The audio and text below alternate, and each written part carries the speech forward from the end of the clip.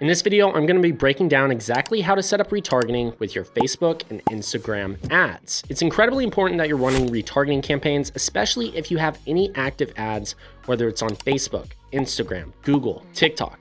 Because if you're not retargeting these people, it's one of the most highest value audiences you can put together, because you should see some of your highest returns come from this audience specifically. And the best results typically come from your retargeting audiences because they're already warmed up and are more likely to convert because they've interacted with you in some form or fashion already. And if you've seen my channel before, then you know that we're heavy on organic results where you actually go viral on TikTok and Instagram Reels, where you can actually retarget these audiences and see insane ROAS of up to 5 to 16x.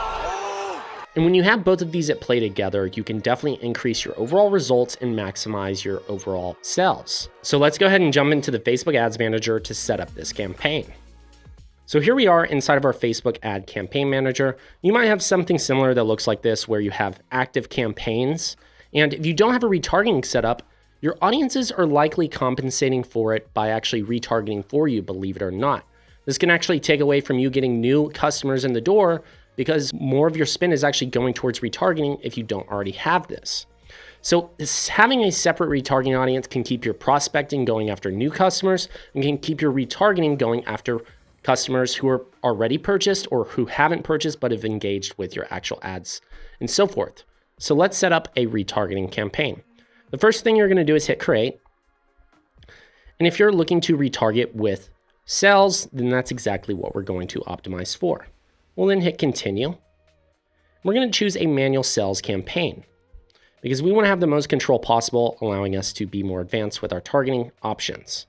We're then going to name this a retargeting campaign, so that way we know it's for retargeting people. And then we're going to go ahead and hit next. We're going to choose website, and then we're going to select purchases because that's exactly what we'll be optimizing for if we're wanting more sales. Then we're going to maximize our overall number of conversions. And then we're going to continue to scroll down here to our daily budget. We're going to want to set this at $5 daily to start because we only want to increase our spend if we're actually seeing purchases. Once you set it to $5 daily, we're then going to create our custom audience. The first audience we're going to want to create is a website audience. This means anybody who's actually gone to your website, visited the actual site in the last 180 days. We want to do this because we can get the most amount of people in this audience specifically. We'll name this website visitors 180 days. Now this is important because out of all the people who've been visiting your website who haven't converted yet, we're going to be showing the ads back in front of them over and over again to get them back into the funnel, bringing them back to your site to purchase. Sometimes people visit your website, it didn't load fast enough and they bounce. Well, they're actually interested in your product. They clicked on an ad, they visited your site, so they've shown interest. Or maybe they ended up getting distracted. Somebody called their name, they got off their phone, they are in the car, and now they're going to their destination. And so they dropped off in the funnel and they didn't purchase. So we want to give them another opportunity by retargeting them. And one of the ways to do so is with this exact audience. So our first audience is going to be a website visitors 180 days. We'll copy this name, and then we're going to exclude anybody who's purchased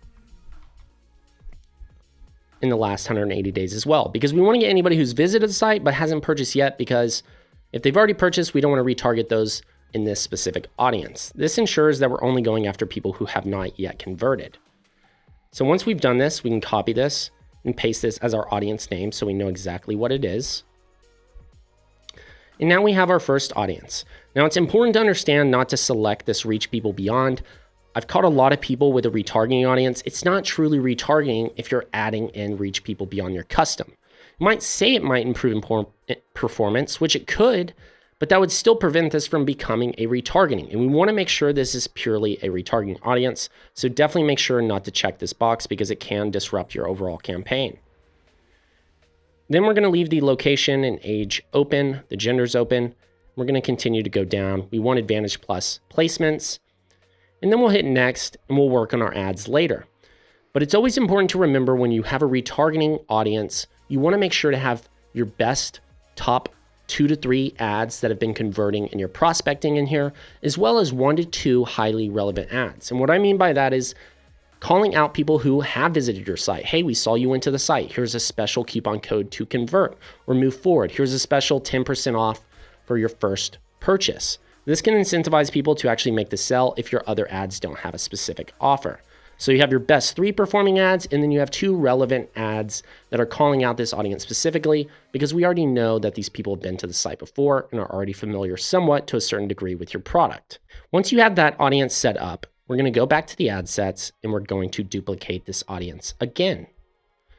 And we want to then make a separate audience, which one of these audiences is my personal favorite because it has the opportunity for you to target not only a lot of people, but it's your own unique audience because you can go after people who have interacted with your Instagram account. And then the next audience we're going to create is a Instagram custom audience. And the reason this audience is very powerful is because if you're posting Instagram Reels, if you've ever had a video do 10,000 views, 100,000 views, 1 million plus views, or anybody who's ever visited your profile, commented, liked, followed, this is a great way to always stay in front of them. And this audience can be a very large audience. And this is some of the highest return on ad spend audiences we see comes from an Instagram and Facebook engaged audience because people are watching the reels that you're posting, which is a very good strategy for you to build up an audience of potentially hundreds of thousands, even millions of people that nobody else can target but you. And so this is going to be our Instagram engagers, 365 days. Now that we've set up this audience, we'll remove our website visitors. And now we have our Instagram engagers. And we'll add that to the top here.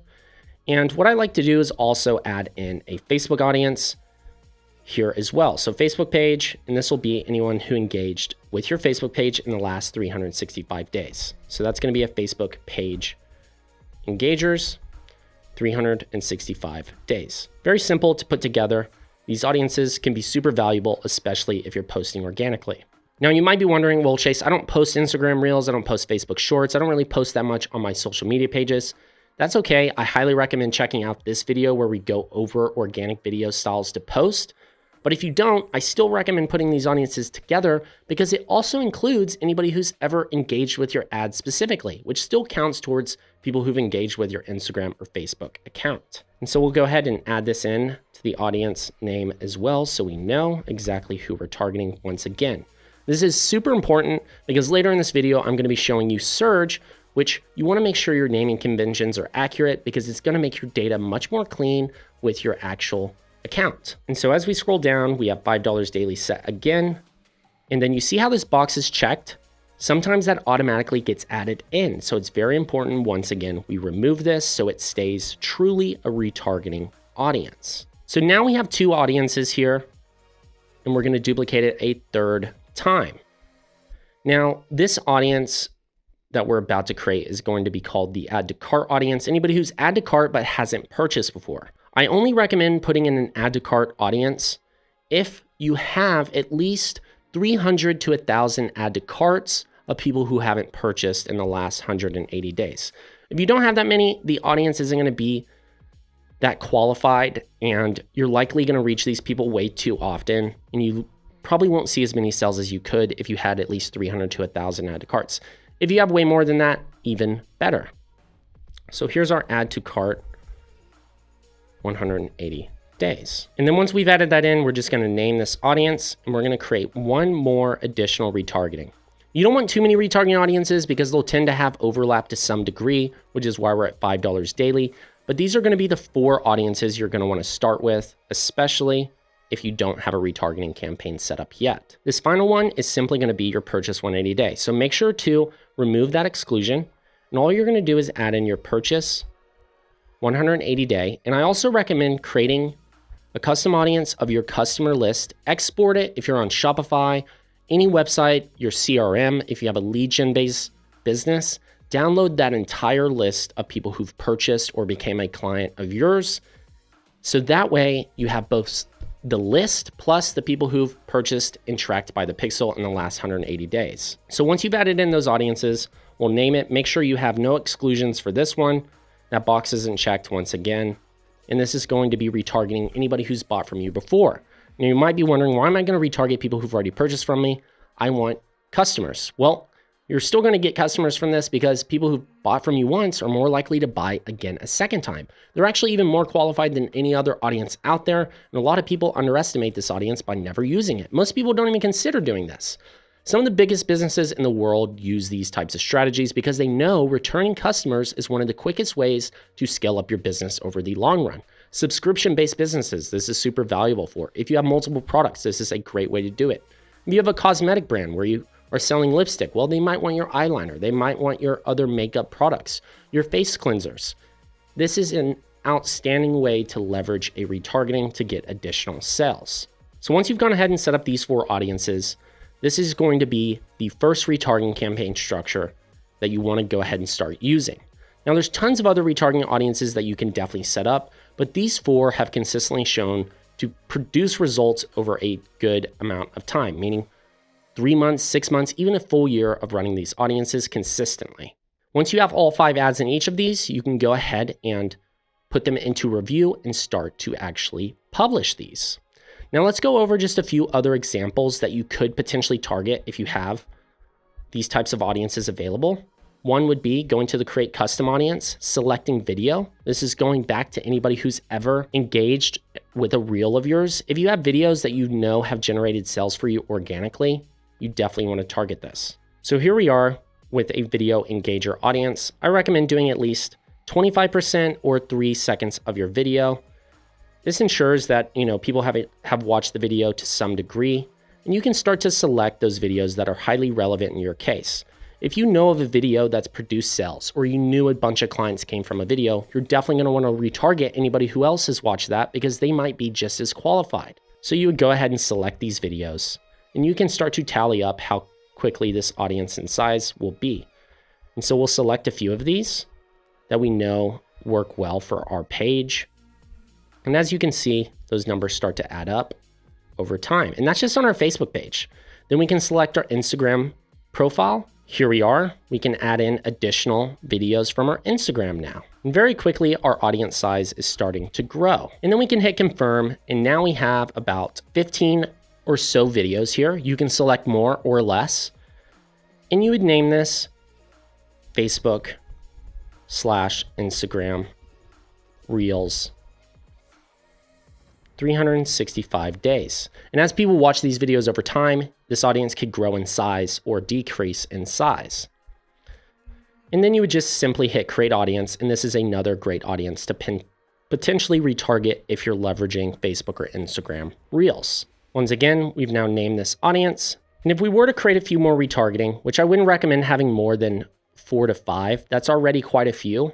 But if you have a larger style brand, there's always ways that you can target additional people that would make sense. Let's say you're in the lead gen space, then I would recommend targeting anybody who's interacted with your lead form.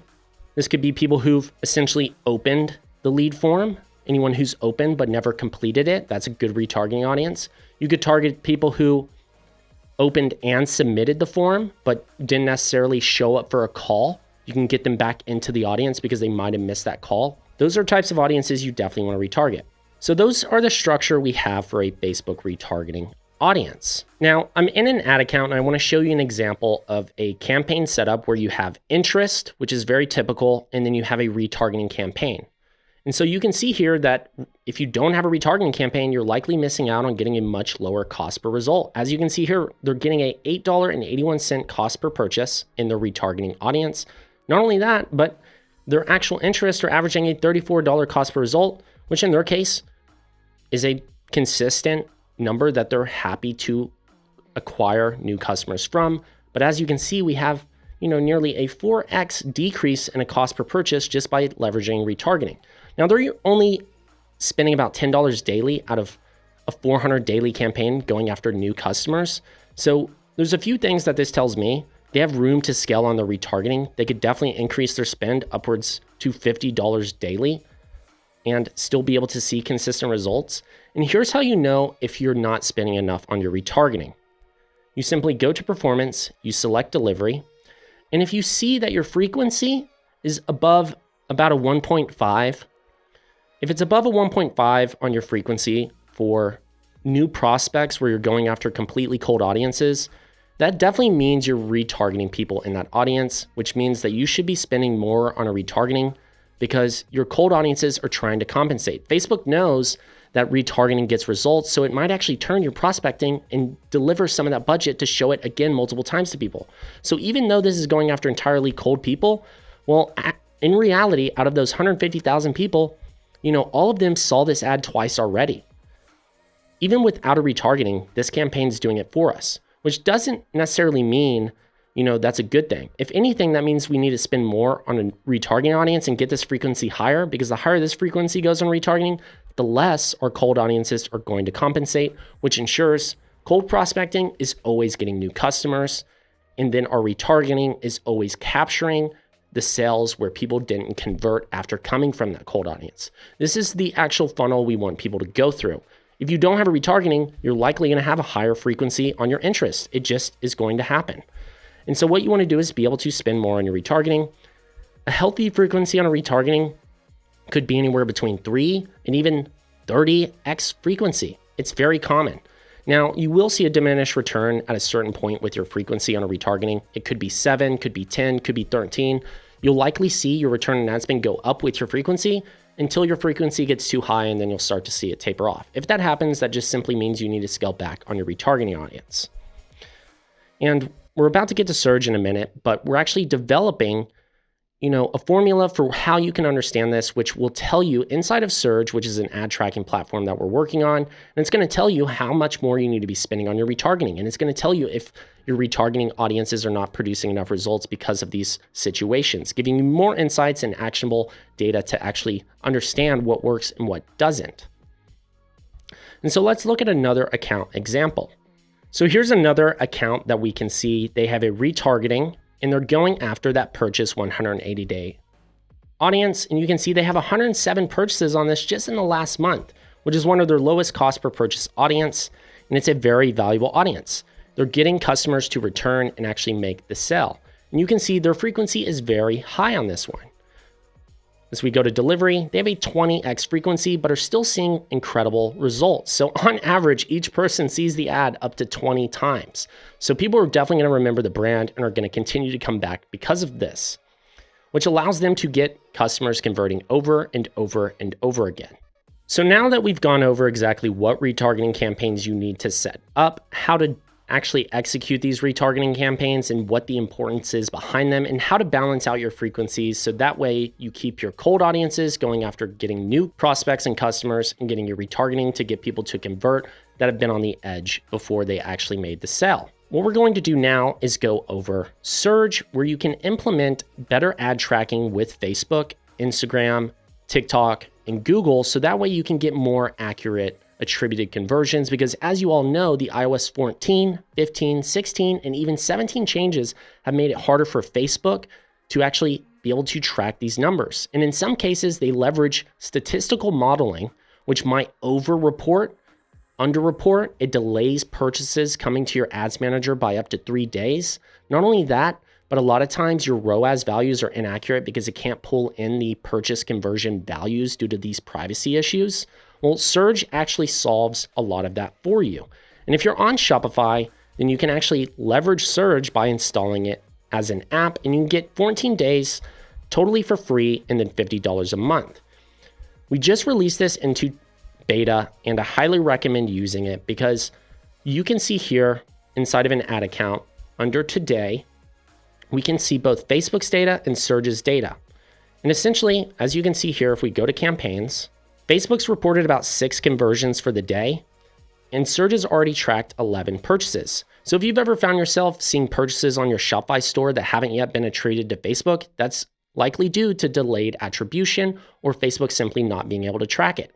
Not only that, but sometimes it's inaccurate on Facebook's part because they're leveraging statistical modeling, which essentially means they're guesstimating your results. It's not always they know 100% if it's true or not. They're just using the big data that they have to assume that a purchase likely came from here just because they have a lot of data. And that can be troublesome for your ads because it could be inaccurate, leading you to make decisions more poorly, whereas Surge is based off accurate data. We actually attribute it back to the exact ad, audience, and campaign it came from, and we show you that exact person and show you the journey they went through for absolute proof. And so you can see here, Surge has picked up 11 purchases. And we can also see that Facebook has a 0.63x ROAS. And so you might think your campaigns are actually underperforming, whereas Surge is actually picking up a 1.32x.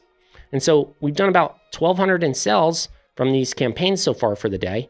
Facebook's only picked up about $600. That is a big difference if you really think about it. And so we can also dive into each specific audience and get an idea of where these sales are actually coming from. So if we go to the ad sets, we actually see that we have 2 purchases on this lookalike audience from Facebook. We can see we're doing about a 2.39x. This one's at a 5x. This one's at a 2.29x and shows no sales in Facebook. This could actually be an audience that we want to scale. So leveraging a third-party analytics tool like Surge can actually help you optimize more effectively.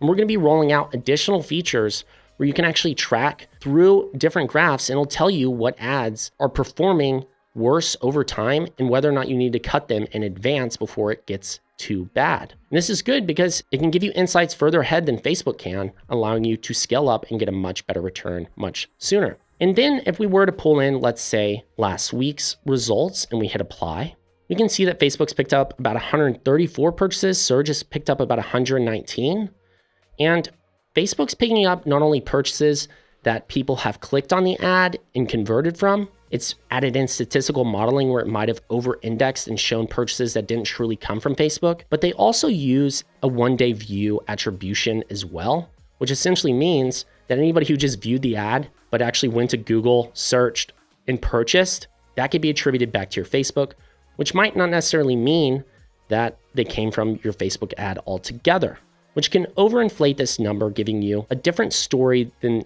is actually true. And if we look at the Facebook Ads Manager, and we just simply go to performance, and we look at this here, we can read what they say. They say, these results might not include all conversion data. So not only do they might miss some, but they might use statistical modeling to provide a more complete measurement when conversion data is missing. So Facebook might miss multiple purchases, and because of that, they might just add in those additional sales to different audiences to fill in that void, but those purchases are usually inaccurate and showing you falsified data, which can definitely be a concern, especially as a marketer or advertiser when you're optimizing your campaigns. And if we were to dig into this even deeper, we can understand what models they're actually using. They're distributing the reported conversions, and then they're using a ground truth data model. And they even state that there's no modeling solution that is perfect, which is definitely accurate, but it can go to show that Facebook is filling in inaccurate data to some degree and can definitely be wrong in a lot of cases. So I always recommend leveraging a tool like Surge to be able to help you better understand where your results are coming from and be able to leverage this in a way that allows you to get much better sales. So if you are on Shopify, I definitely recommend getting the free trial and testing this out.